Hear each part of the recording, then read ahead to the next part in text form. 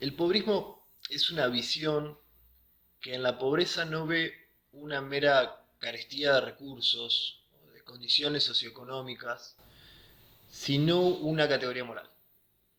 Entonces no aborda la, la situación de la pobreza, hasta podríamos pensar, no aborda la generación de la riqueza desde un punto de vista más técnico o empírico, sino desde el punto de vista de una lucha entre el bien y el mal.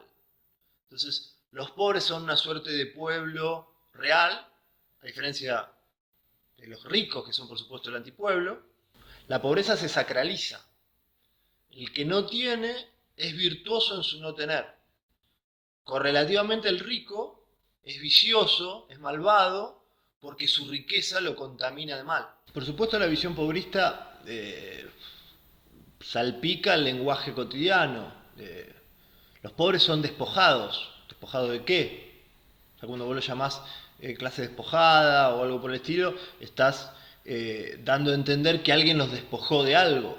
Entonces, ¿quién los despojó y de qué? Por supuesto, los ricos y los que son los que tienen los que a los pobres les falta. Cualquier piquetero se lo llama organización social o movimiento social. ¿Por qué? Porque tiene una necesidad. Entonces se lo esmalta de una legitimación. Que una persona sea un delincuente o una persona en conflicto con la ley depende de su nivel socioeconómico. Los derechos, la famosa frase de Vita, ¿no? Toda necesidad implica un derecho, o donde hay una necesidad de un derecho.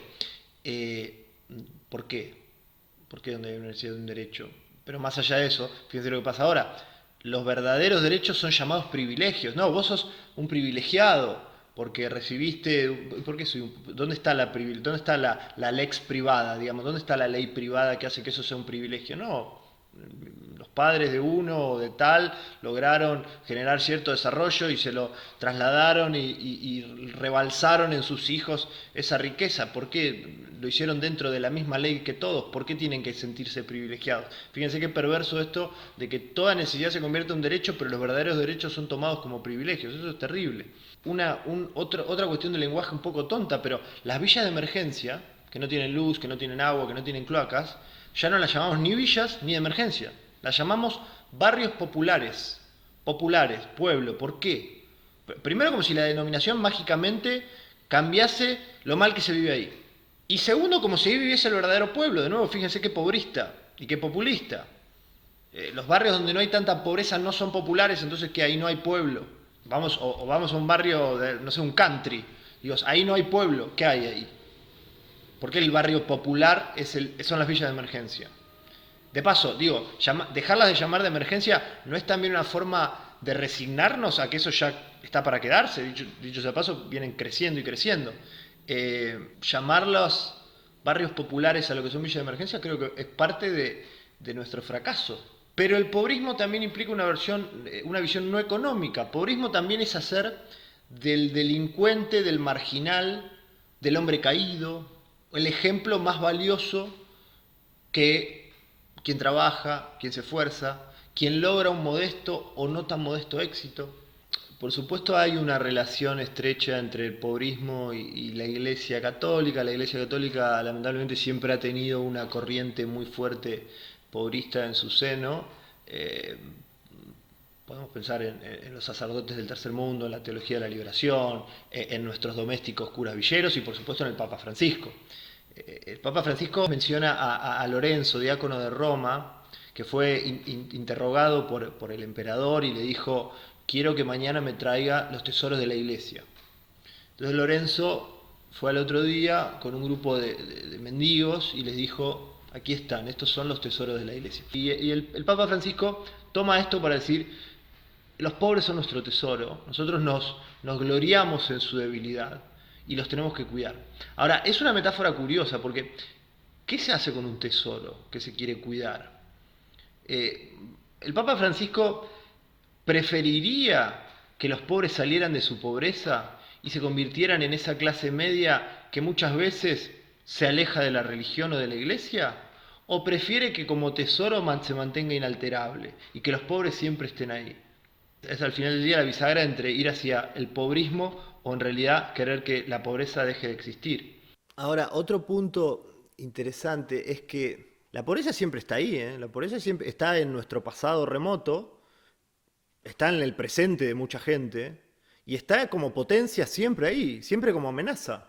O sea, basta quedarse quieto. La vida es como siempre digo, es un plano inclinado, si uno se queda quieto se desliza hacia abajo. Basta quedarse quieto como humanidad, como sociedad, como pueblo, como comunidad, como lo que sea, para caer en la pobreza. Adam Smith escribe un libro que se llama Una investigación sobre la naturaleza y, y las causas de la riqueza de las naciones. ¿No?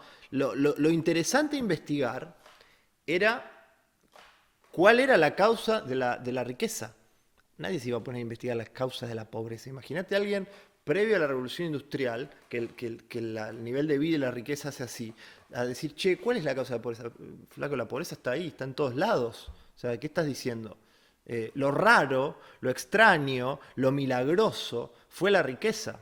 Bueno, si seguimos viendo a la riqueza como una torta que hay que dividir y no como algo que hay que generar, vamos a seguir deslizándonos en el plano inclinado. De ahí que la idea del pobrismo sea un error intelectual terrible, además de un error moral, pero es un error intelectual terrible. Y el ver el asunto como una cuestión moral, como de ricos malos y pobres buenos, nos impide subsanar el error intelectual y eliminar la pobreza.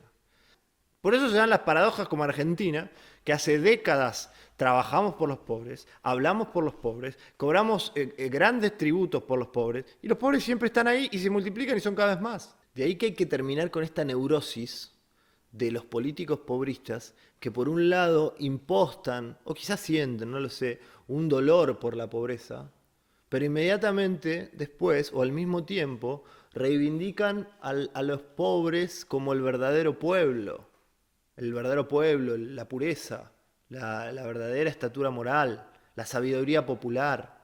Nosotros teníamos cosas tan extrañas, ahora estamos sufriendo mucho el delito, pero teníamos cosas muy extrañas como que combatíamos el delito y al mismo tiempo producíamos el marginal y loábamos a los delincuentes, o a ocupas, como sucedía en los 90, Pizza, Birra y Faso, todos estos productos que reivindican al marginal, al hombre caído, al que fracasó.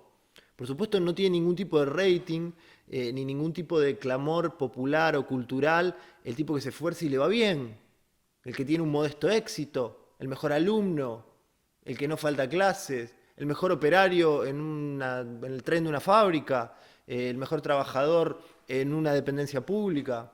No, tenemos esa cosa bien argentina de regodearnos en el fracaso. Bueno, eso es una visión pobrista. El pobrismo no solo es económico, es una visión casi de regodeo del fracaso, del que fracasó.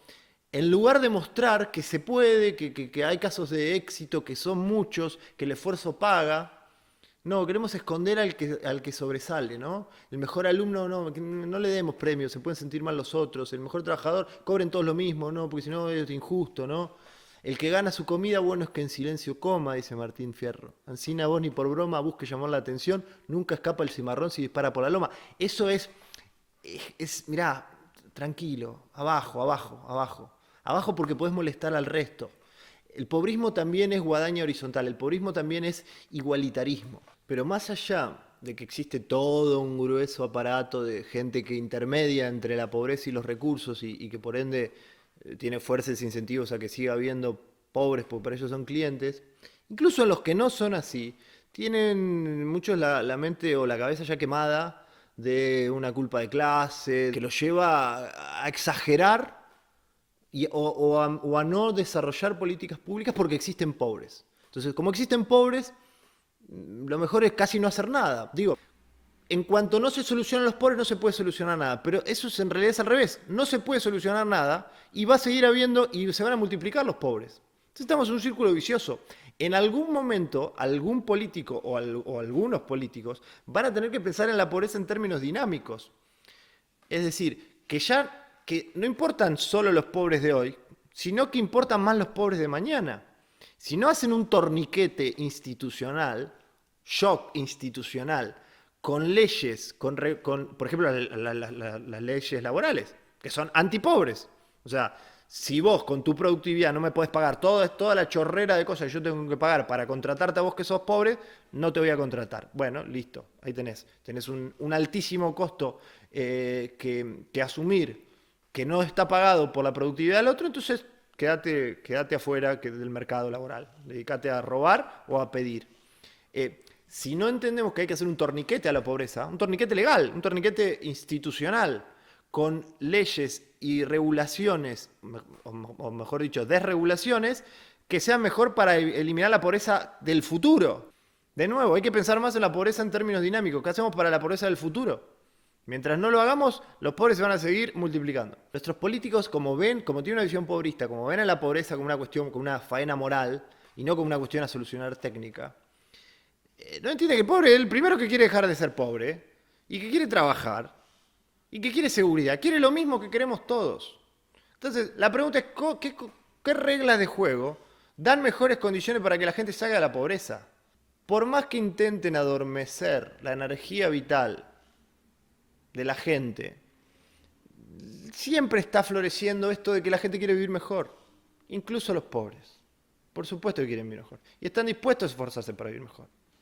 No se puede adormecer del todo eso, porque es supervivencia, es el ser humano queriendo mejorar. A pesar de que los igualitaristas nos quieren hacer creer que todos queremos ser iguales al resto, todos queremos ser mejores, todos queremos vivir mejor. Entonces, eso es inherente al ser humano. Entonces, la pregunta es cómo lo generamos. Bueno, para eso hay que sacarse el pobrismo de encima. Hay que pensar en sistemas, hay que pensar en reglas de juego que creen o que permitan que las oportunidades fluyan libremente. Deja que la gente juegue, deja que la gente contrate. Venía a cortarme el pasto, me sirve que me venga a cortar el pasto. Venía a pintar esto, me sirve.